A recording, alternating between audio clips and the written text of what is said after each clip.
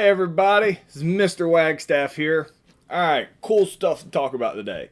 So, what we're going to start talking about today is the subsequent major colonies that are going to come out from England in the New World, specifically what we would present day call America. Alright, so there's a couple things you have to understand before we get into there over how these colonies are going to function, and specifically how they're functioning different than France and Spain when they came over here and how they did things. All right. Let's see if I can make myself smaller, put myself up here in the corner. All right. House of Burgesses. So, it does not sound fun at all, but it's really, really interesting and cool.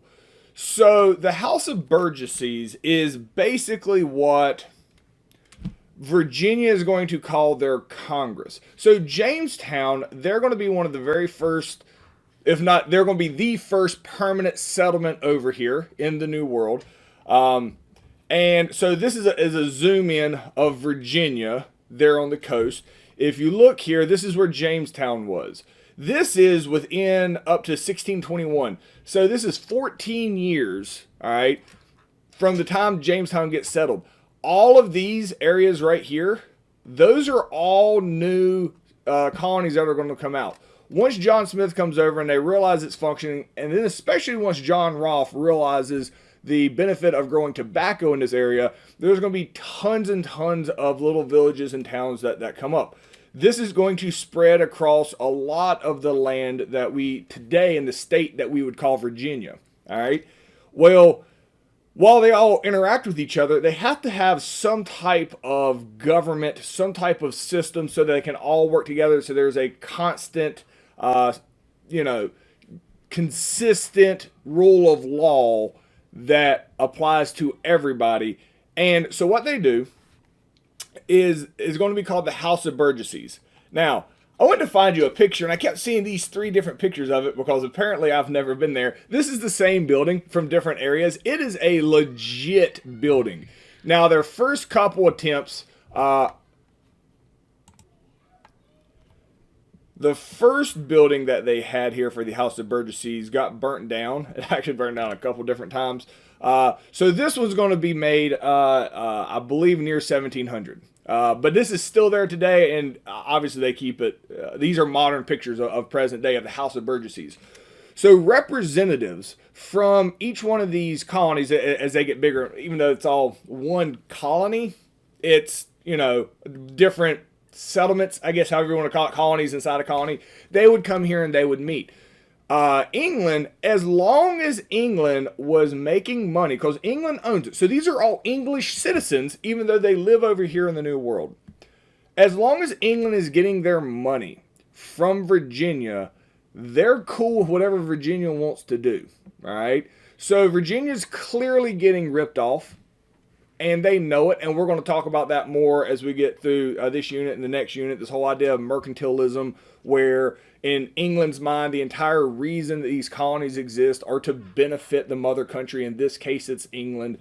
Because of all that, as long as they're sending money, aka tobacco, over to England, England's going to pretty much let them do whatever they want. So they're going to rule themselves.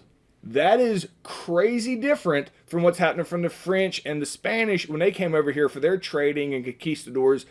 Any settlements they had here were 100% ruled by their government across the ocean. Here in America, I say America, you know what I'm talking about, in this region, in the Virginia colonies, they are allowed to rule themselves how they see fit, as long as it doesn't do anything that really angers England. So the House of Burgesses is like the Congress or the government for the Virginia colony. And the fact that they can rule themselves and make rules and enforce their laws over here really gives them a sense of autonomy, or the idea that they are individuals, that they have independence, that they can do things on their own. This is a big motivating factor for a lot of the people that came over here, whether it was religion or anything like that, that we'll talk more about today. But the House of Burgesses here, while this is just a building, what it represents is a fundamental shift in the way things had been done in the past. Now, there's a few things here that maybe will jog your memory from world history, like the Magna Carta. So prior to the colonies creating their own government here with the House of Burgesses. There's some stuff that had been happening in Europe long before this. Things like the Magna Carta, where the people bowed up to the king and said there's limits on what the king can do. You got the Glorious Revolution, and then you're going to have the English Bill of Rights. All of these things will eventually happen in England, if they hadn't already at this point. When these things happen, all right, all in England, it all gives power to the people. All right, there's a big focus on giving power to the people. That same idea is kind of exemplified here in Virginia, as all these new laws or new way of doing things isn't like, hey, let's have a king over here. It's, hey, let's let the people make decisions. The House of Burgesses is really important to understand that from the beginning, the overall arcing belief system is that the people should be able to control daily society, and not the idea that there should be this control by a king or something like that. So question here was, what was so different about the English colonies, aka Jamestown, and any of the new ones that are happening here in Virginia, and the Spanish and French colony governments? All right, I already talked about that, so make sure you get 2 complete sentences here. Pause me if you need to. So now what we're going to start talking about is the New England colonies. So New England is a clump of states. This map here, I want to go ahead and explain to you what we're going to be talking about. There's 3 groups of colonies that we're going to be talking about over the next few lessons, all right? And you need to understand the difference of them. So what we're going to be talking about today is the New England colonies, all right? It is this area up here. You can kind of knock out Maine. They're not really going to spread that far north. But Massachusetts, especially in this region, right, let me zoom in. All right, this region right here, all right, is going to be referred to as New England because England's setting it up. It's New England. Real creative with their name. So it has very similar climate and things like that. So the people that are coming over here are basically just recreating England with a little different caveats. A lot of the people that are coming to the New England, and I say a lot, the majority, is going to be for religious freedom. All right. So that area there is going to be referred to as the New England colonies. So there's 3 groups of colonies, and let's go ahead and I'll spin my little globe here and go ahead and label them. So the first group here, all right, not necessarily New York. This group right here, this is the New England colonies. All right, let me change colors here, make it a little bigger. And this group here, all right, not perfect. This is called the Middle colonies. All right, and then this group here, and it's really from Maryland down to Georgia, that is called the Southern colonies. So New England, the Middle, and then the Southern colonies. So while when we say the Middle colonies, you might today think Virginia or something like that. It's actually not the South. All right, it's basically the North, as you would think of it today, is divided into 2 sections. You got New England, which is the furthest north. The Middle colonies are just below New England, and then the South is everything from Maryland down to Georgia, and we'll talk about all those in detail here soon.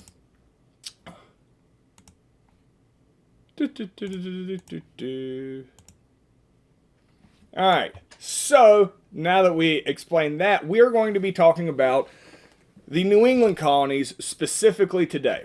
All right, there is a big difference in 2 groups that are going to show up. You may have heard about them in other courses, and we need to clarify the differences in them.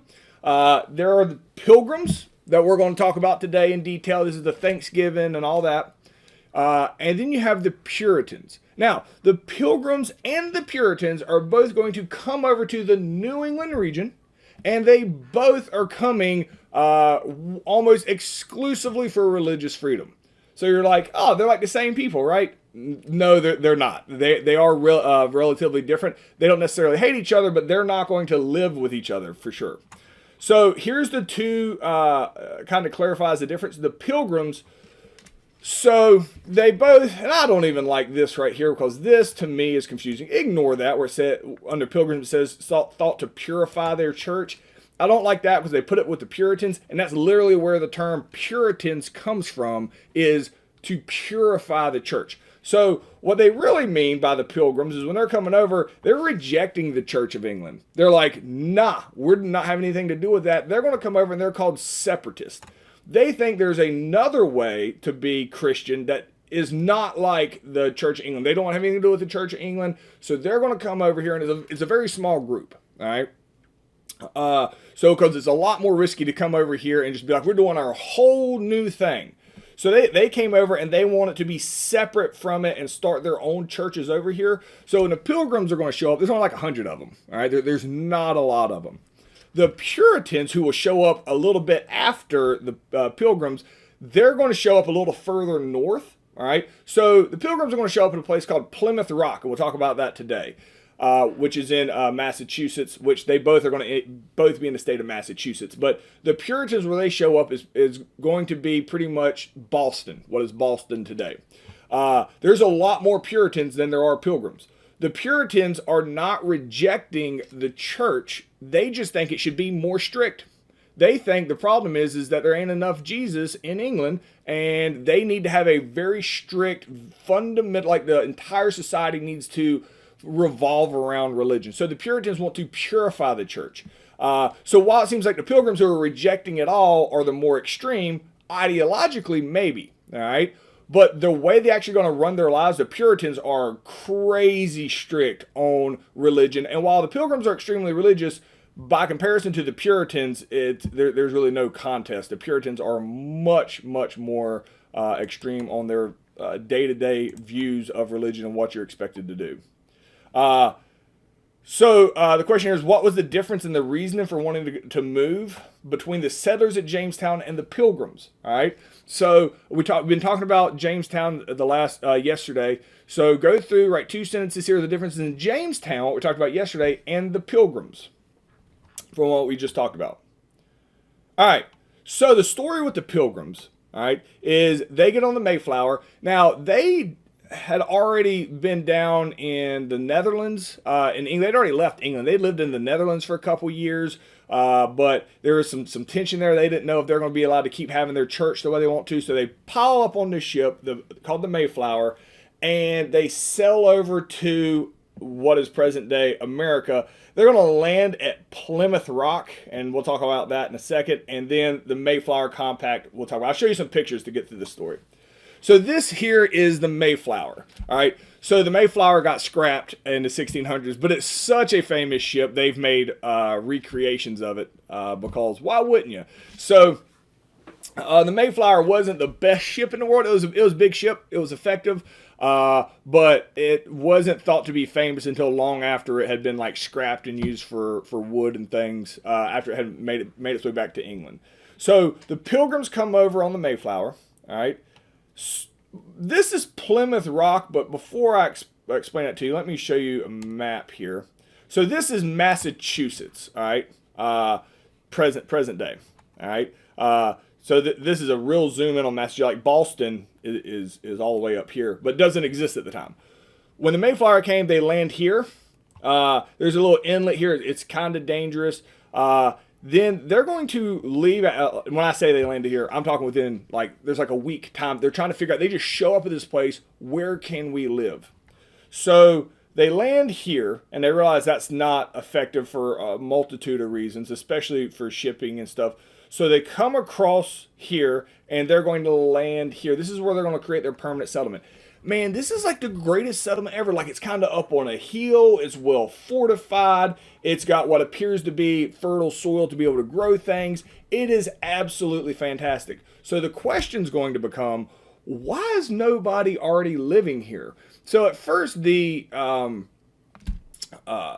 Pilgrims rightfully believe there are no Indians here, because otherwise they would have already been here. Well, here's why there's no Pilgrims, or there's no Indians there. Within the last 10 years prior to this, they'd all died. Smallpox had just absolutely ravaged the Native American population that had been brought in by Jamestown. There had been some Spanish explorers. So not only are there plenty of Indians still around, a lot of them are angry that there's this massive disease that has wiped out a huge amount of them already in the years prior to the Pilgrims showing up. Also, unknown to the Pilgrims, because they don't communicate well, there had been Spanish, French, and English people coming over here because the slave trade has started, and they have been kidnapping and stealing Indians to go force them in the slave trade in other parts of the world. So needless to say, the natives are very aware of the white man. It doesn't matter if you're Spanish, you're French, or you're English. Doesn't matter any of that. All right? You're a foreigner, and to the natives, you are a danger. All right? So when the Pilgrims go set up here on Plymouth, and let me point out Plymouth Rock because it's famous. Present day, this is the rock that is there, and it's not like the ship ran into Plymouth Rock. It's supposed to signify where the Pilgrims set foot for the first time in the New World. This, my understanding, is not the rock. All right, this is so this rock here, it was a really big rock. And the story's kind of dumb. It was hundreds of years later before this rock got to be famous. And it was a big rock. It was on the beach. And what had happened is somebody had built a house and built a pier. And a pier went over the top of this rock. All right. Then, like 100 years later, they were tearing it down for whatever reason. They saw the rock and like, hey, this would be really cool, like as a symbol, since obviously at that point, everything had taken off. So they try to move the rock, but it breaks in half. All right. I don't know why they're trying to move it to its permanent location if that's where it was. So they tried to move it. It breaks in half. So this is the actual official rock. The one that's there, I think this is just a symbol. And it has been there for hundreds of years. I mean, it is famous regardless. And it is 1620, the year that they showed up. But my understanding is this rock was not there. But it's just a kind of a statue of like, this is here in Plymouth, which is the name of the little colony here. This is where it came from. All right. So, one of the things is once they get off here and they're going to live here in Plymouth, no idea that there's a whole bunch of Indians that are like watching them from the woods, that they come out here and they're going to set up a colony. But, so little scavenger party came out, find this area. They're going to go back over here, back across this inlet where like the women and children, and that's a big difference here. In the Mayflower, the women and children are still here on the ship. And they're going to get them off and bring them over. In Jamestown, it was all men. They're coming over here to get gold, to fight and all that. The Pilgrims, they brought their whole families. There is no going back. They're here, like of the three G's, God, gold, and glory. They're here for God. They ain't going back. There ain't no glory they're looking for. There ain't no gold they're looking for. They're just trying to live life the way they want to. All right. Ooh, you want me to blow your mind because it's going to start bothering me. I haven't inverted my camera. Okay. It makes you feel a lot better. I just noticed that. My flag has to be... Anyway. So, if I don't invert my camera, it's like a mirror effect. So this is actually what I look like. That my... over here on my right side, all right, is the flag. So it's not backwards. Anyway. I'm sure you'll get videos where I'll forget to do it and... I didn't just flip my flag around one day. I just forgot to hit my button to invert my camera with my app. Whatever. All right. So, you have this, the women and children are still here. So everybody goes back and they're getting ready to make their big march across here. And when they get back on the ship, they're like, wait a minute. Let's not get off this ship and just be a bunch of lawless people. Like, they're coming to create a brand new society. Not an extension of England like Jamestown is. Even though they're still English citizens here as Pilgrims, they're going to do things differently. So what they decide to do is they're going to create, like, their own government. And it's called the Mayflower Compact. All right? It's really important because they go over it before they even get off the ship. All right? Basically, that they're going to elect officials to office. They're going to have a democracy, all right? That the members of the colony are a covenant, that people vote, the will of the general people is what's going to happen. The fact that when they get over here, that the House of Burgesses already taking place in Virginia, which is below them, all right?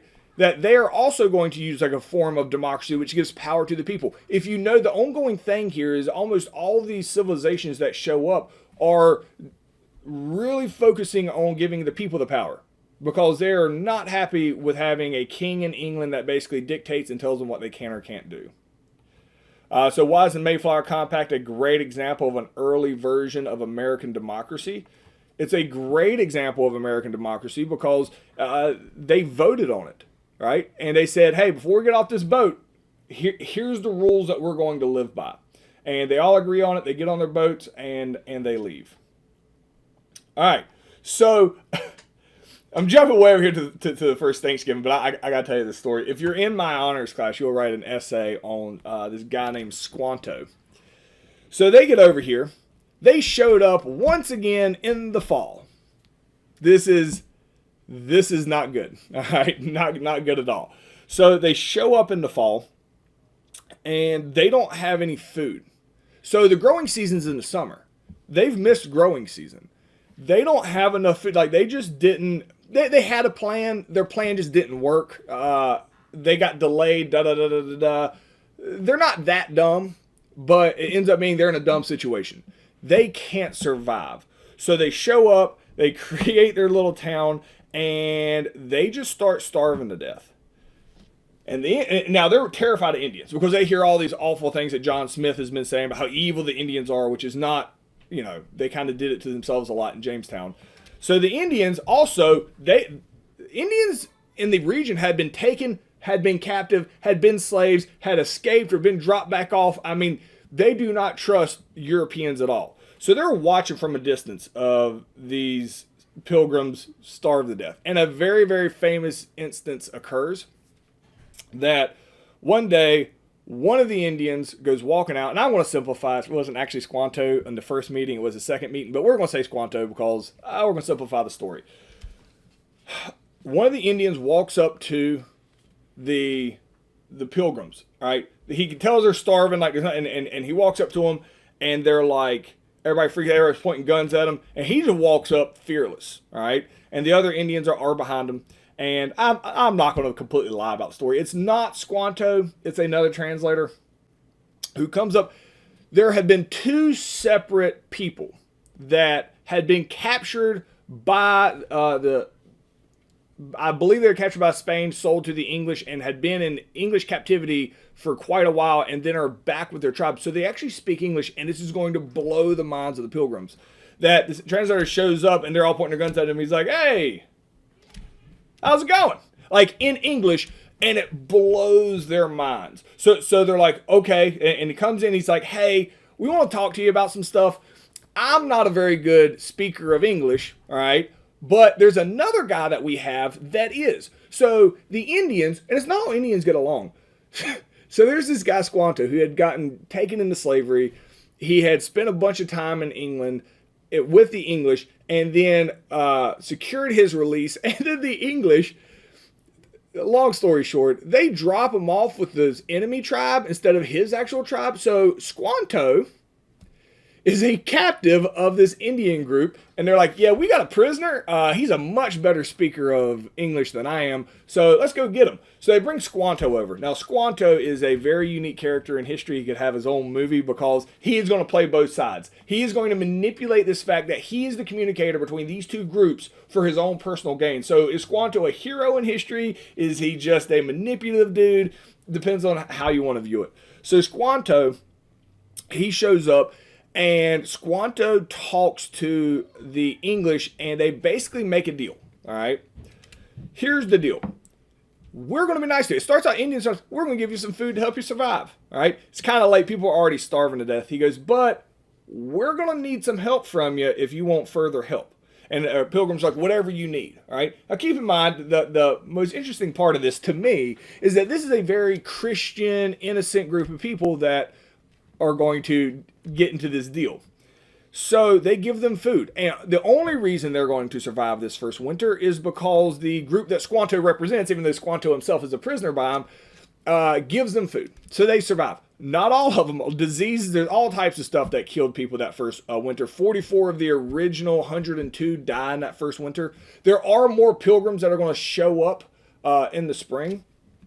So in the spring, when they've made it through, and their civilization has made it through, 44 out of 102 surviving is considered a victory. Like, that's how rough it is to move out here.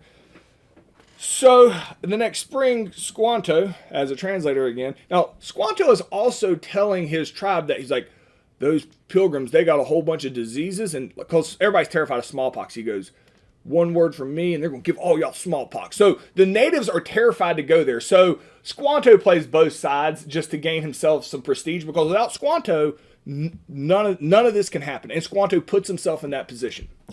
So Squanto shows back up and he says, hey, here's the issue. If you want us to help you long term, we need your help. And they're like, what else? What can we do? And Squanto's like, yeah, there's a group of Indians down that way that we don't like. We need you to go murder them all for us. You know what the Pilgrims say? Okay. They don't love Jesus, so therefore they don't matter.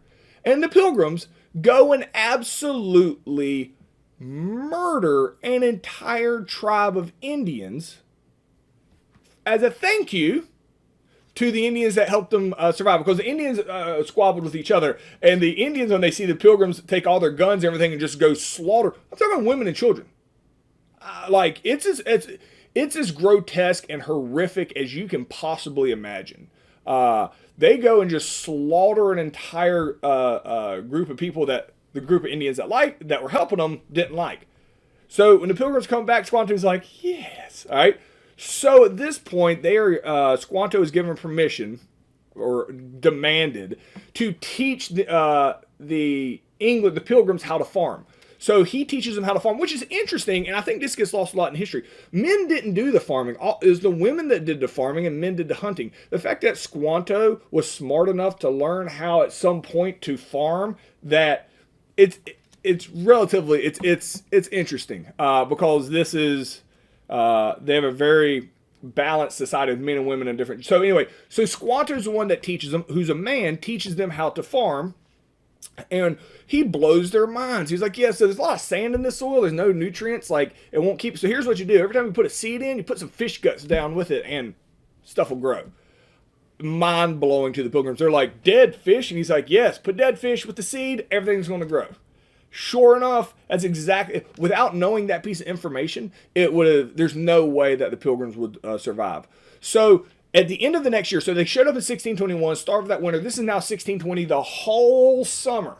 They're going to grow like ridiculous amounts of food, more food than they need, desperately more food than they need. When you about starve to death, you grow as much food as possible. And I should also point out, one of the reasons that the Indians are so willing to trust these Pilgrims is in large part because they're here with women and children, that these are families. This isn't like Jamestown where they're soldiers, they're showing up to fight and stuff like that. They realize that this is probably a long-term thing that need to create a good relationship with them so they can go kill other Indian tribes, more or less. So they mass-produce food, more than they needed. And when harvest time comes in, they have more food than they could eat. Meaning that a lot of it would probably go bad before it ever got consumed. So what do? They invite their new buddies over, the Indians, right? And they have what's called Thanksgiving. That they are very thankful that the Indians have helped them out through that first winter, that they've taught them how to survive and all this other stuff. So while eventually, and when I say eventually, over time, really complex story, they're going to kill all the Indians eventually.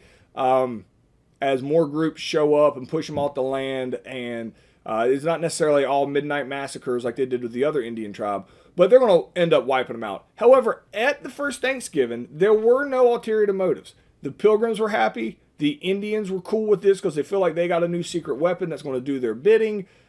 So at the first Thanksgiving, everybody was cool with each other. It's going to eventually not be that way, but if you look at that first Thanksgiving, it wasn't something that, it wasn't nefarious goals on each other's side at the time. Those hadn't developed of what they want to do and who's going to be power hungry and what's going to happen from there on. But so the first Thanksgiving was a peaceful time where they showed up and ate and were just happy that everybody had survived. All right. So the population is important to discuss here. Very quickly, the population of the Pilgrims and what we're going to talk about, the Puritans, is going to skyrocket. Even though Jamestown was the first colony, the population in the New England colonies is going to vastly outnumber Jamestown almost instantaneously. Guess why? Women. When New England shows up, they're bringing their whole households, which continue to grow. Jamestown was almost exclusively men. So even though Virginia were the first colonies and they came up, it was mainly men coming over, getting set up, learning how to make money, learning how to survive, and then they'll send for their wives. Or, you know, I don't know if you're a single guy when you come over, how you end up getting married, but I'm sure it was something horrific. Like you buy a indentured servant to be a wife, which I know that happened. So it's all types of weird stuff with that. With the Pilgrims and with the Puritans, they came over with their whole family to begin with. And they are going to survive and thrive much quicker with a larger population because of that. So a lot of the focus politically will very quickly move to what's happening in the New England colonies because their population is larger than the Virginia colonies relatively quickly. So the question here is, how did the Indians and the Pilgrims help each other out? So we talked about that in detail. Answer that with complete sentences. And that's as far as we're going to get today. We'll pick up tomorrow, start talking about the Puritans tomorrow. So today was Pilgrims. Tomorrow we're going to be talking about the Puritans. See you tomorrow.